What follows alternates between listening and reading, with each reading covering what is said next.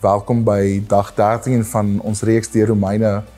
En ons skrifgedeelte vir vandag is Romeine 8 vers 12 tot 17. Maar ons staan stil by vers 15 vandag.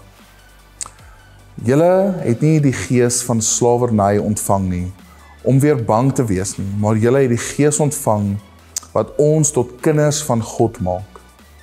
Deur hom roep ons uit, Abba Vader. Jy is nie meer 'n slaaf van vrees nie, maar 'n kind van God. Hierdie nuwe identiteit in Christus is nie net 'n verandering van status nie, maar 'n transformasie van jou verhouding met God. Jy het nie net 'n reg om God te aanbid nie, maar jy mag hom Papa Vader noem, of Abba Vader. Hierdie woord Abba dui op 'n intieme liefdevolle verhouding, soos wat 'n kind met sy vader praat. Dit is die roep van 'n kind wat ingesluit is in die familie van God, wat nie net 'n dienaar is nie, maar 'n geliefde kind wat reg het op die liefde en sorg van die hemelse Vader. Jou insluiting in Christus maak jou nie net deel van God se familie nie, maar gee jou die voorreg om hom jou Vader te noem.